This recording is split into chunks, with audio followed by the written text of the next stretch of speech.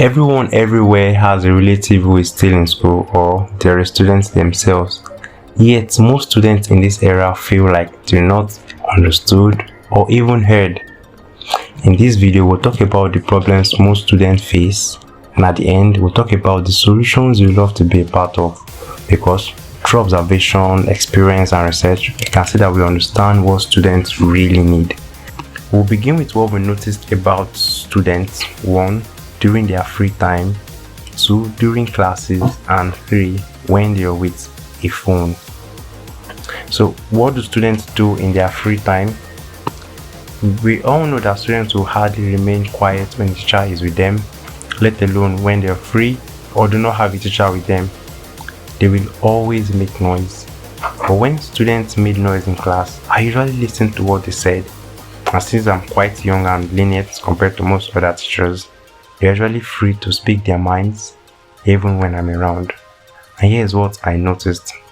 First, primary school pupils mostly talk about what they did the previous day or any other experience that relates to what they're discussing, which is usually what the other person did at home or somewhere else.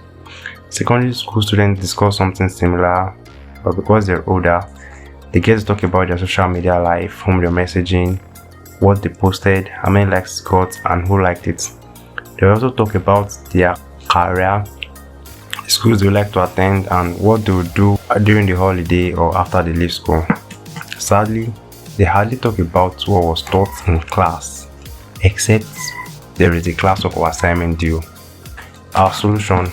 We notice that people in general talk about things that affect them emotionally. So we had to make an education involve emotions, what students love and hate most. When we did, they talked about what they're learning in their free time. So what do students love? Younger students prefer to learn with more colors and pictures than text. Did you know?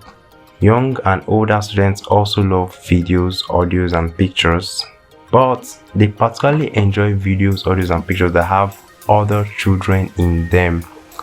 So when another child is singing or explaining something your child was taught in a class or any other thing that students expected to know in a video or audio, they're more likely to follow along, learn that thing faster, and try to create theirs because they'll feel challenged. And as we know, most people, including students, hate being challenged. How will this change learning? Let's consider the following scenario. The teacher gives a student, your child or your sibling, an assignment to make a video explaining something he must have taught them in class.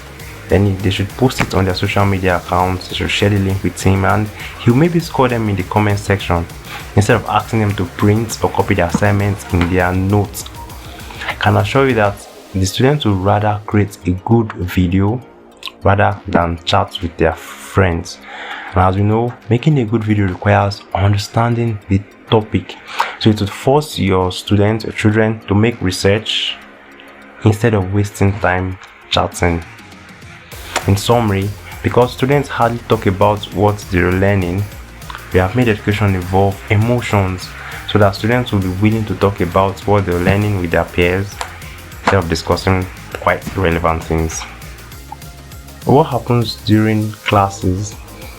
We notice that most students and pupils really listen to their teachers when they can, and we learn a lot from our dear teachers.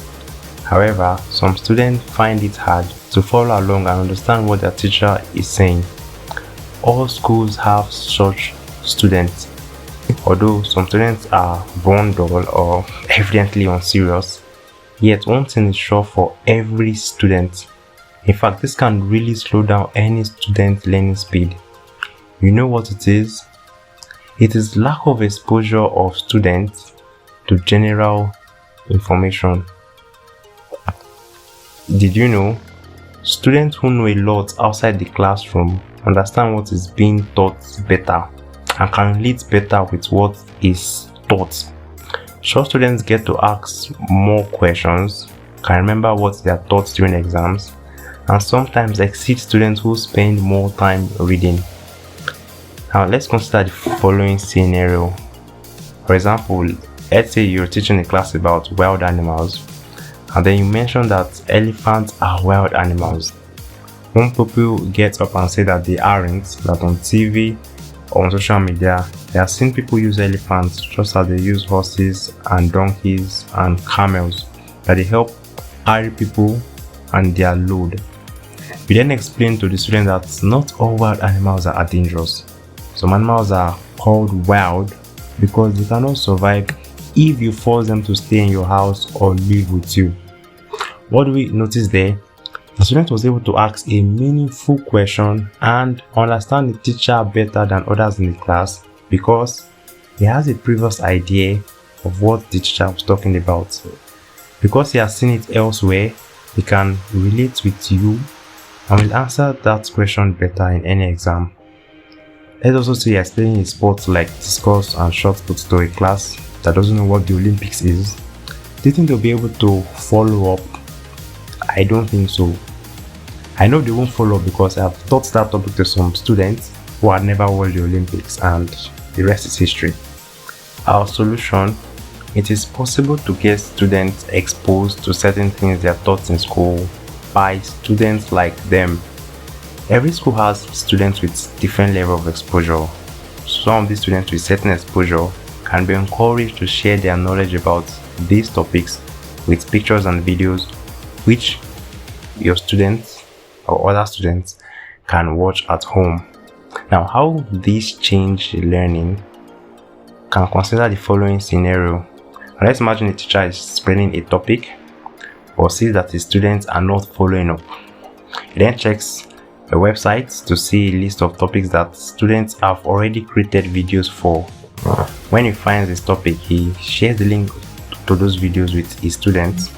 Like we said earlier, when the students see students like them explaining those things, they'll be willing to learn it themselves, especially if the teacher asks them to create a video themselves. In summary, some students are lacking behind academically, yet that's not the end for them. Anyone can be intelligent if they have access to constant inflow of general knowledge, because the more general knowledge, the more easier it is to relate to new information. Problem theory: what we noticed about students when they have a phone. Most students these days either own an expensive phone themselves or have free access to one at home. The problem is most of them do not know what to use the phone for. They only nag about needing a phone, not because they really need it, but because their classmates have to. And since most parents can afford a phone, they simply just buy for them most times without really telling them what to use it for. As I've noticed, a lot of these students hardly use it for educational purposes, except when their school forces them to. Now let's consider this real life experience. A few days before making this video, I was with an 11-year-old kid who actively owns an iPhone 8 Plus. In few hours over the night, he had used up more than 2 GB of data that was sent to him for his school's online classes. The funny part is, he didn't use the data to download the class videos. What could he have been doing? I'm very sure it wasn't educational. Our solution: students will use their phone for educational purposes if they know and see that other students are doing the same. That will be possible when there is a global student community where students are expected to represent their school well and submit an educational video every week based on the topic that everyone is discussing that week. Now, how will this change learning? Let's consider the following scenario. Your child or sibling got low grades in his test again after he feels he had put in much effort than before. He then decides that he's not going to put in any more effort since he feels the teachers do not like him. Instead, he'll play video games or chat with his friends online. However, after trying to chat and game with a number of his friends, he realizes that they are either studying or working on the video they will create. Once he's rehearsing what he'll say, and that's his opinion on what on the video he's making, and that's he's editing his video, and that starts discussing information he found on a popular website, and that he's looking for a good place to record the video and so on. Now, do you think with those things you'll be comfortable to play his video game? I'm not sure. He would also want to create his own educational video. Now the fact is, we the users decide what trend. Now you may have noticed we talked about solution for each of the problems we talked about. So what are the specific details about our solution? Now, first major meaning is our solution involves merging social media with learning in and outside of the classroom. Now we know what you're thinking, so let's explain better. Now, schools use books, so our solution involves books that can be seamlessly and easily embedded into the school activities each week. Now, to students generally, colorful books with pictures are more educational than those without. So, our books are full color and uses pictures to its full potential. Students learn faster when they are tasked. Our books have questions and the puzzle for each topic discussed that can be discussed in class or given as an assignment or answered as a video on social media with the use of the hashtags in the book. Now everyone everywhere who uses the book will be on the same page or chapter each week, so that every media created will be fully utilized by everyone at the same time. Fifth, important topics for students vary from science to entertainment, sports, language, human interactions, imaginations, creativity, and even business. The lessons are small per week so that students can focus on their school subjects. Then there's going to be a global online community for every user of the book to discuss and collaborate irrespective of their location, school. Now, there's also going to be a test for each lesson discussed per week. So the highest scoring students, along with their school, will be featured on our website where everyone will see. We've also put a link to that full video that discusses all the features of this book in the description. So what we've talked about so far, you will sure you have some questions. So we've talked to some other people and these are the questions they asked. Are there any side effects? What would parents think about this? And how can you make parents to accept this new learning trend? And how much will schools make? How will you get the books in your school or in your house? So let's start with the first one. Are there any side effects to using this our solution? We all know that students who use social media are usually distracted. Yes, and that's really true. We have all been distracted by social media in one way or the other, and it's even worse for students who haven't learned self-control. Also, some students are clearly too young to be on social media. So is that the end of the story? No. The books are designed to be used in school with or without posting videos on social media. Now for younger children, your school can use the book to produce videos that feature your pupils answering the questions in the book, and such videos can be sent to the school's group chat for the enjoyment of the parents who would really appreciate to see their child in a public space. Now for older students, when students are tasked to produce their videos from the questions in the book, probably over the weekend, they would rather use that time to collaborate on producing useful media than consuming less useful media. Hence, social media becomes less distracting for most older students. Now, next question is, what do parents think? Now, most parents do not mind their children or sibling using social media, especially if they are assured that they use it for their personal benefits at least. So as a school manager, as a parent, what do you think about your own children, your siblings using social media? You can tell us in the comment section below. Question 3. Will parents accept this new learning method? Well, that depends on how you tell them.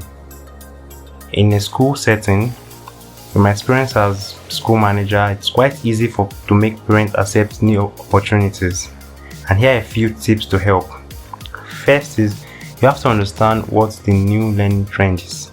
This will make it easier for you to talk with conviction, not like you rehearse it. You can send us a message to explain it to you again if you don't fully understand what we said so far. Now, the second is you can discuss it with a few learned parents whom you are close to and you know like the idea. With them, to be easier to convince other parents during the PTA meeting, as they'll be the ones to talk positively about it every time. The third step is to organize a PTA meeting. So this will make everyone involved because all parents normally abide by what is decided upon in the PTA meeting. Number 4, you can invite us to talk virtually with your parents during the PTA meeting about this new trend. We prefer a Telegram meeting. 5th, or you can invite them to join the meeting we have for parents held on our Telegram channel every Saturday evening. Now, what about outside the school setting? Nothing works better than appropriate communication, so you can simply share this video with them or the letter attached to it to make it easier. And the 4th question is, how much will you make if you work with us? So if you are a non-worker, you stand a chance to make money from your social media application when you reach their earnings quota. That's if you upload videos often. For schools, the price sold to schools is significantly lower compared to the price sold to others when you check our website. Yet your profit entirely depends on how you use the book in your school. Now, books can be used in the following ways. 1, you can use the book during your school's lesson period, because we know most schools have a lesson period that lasts for about an hour each day. Now, each lesson in the book has 5 questions. As such, they can discuss each question as a class per day. During this time, the student and teacher can discuss the content and the questions, and they can start to compose the scripts for their respective videos. Now, more information about this will be made available to schools. So how you make your money this way? So the cost of the book can be added to the lesson fee after it has been agreed at the PTA meeting. Hence, you can set any price you want. The second way is to use it as a standalone subject. So just like every other subject, time should be allocated for it during the week as is done for every other subject, in which the class teacher of each class will handle the class using the book.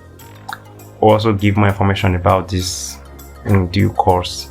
So the cost of the book can be added to the school fees after it has been agreed at the PTA meeting. Hence, you can set any price you want. And just so you know, nobody else knows how much schools get their book for. 5th question, how you get book supplies? Books will be delivered to your school or to your house by courier. However, these are the steps you need to follow to be able to place an order.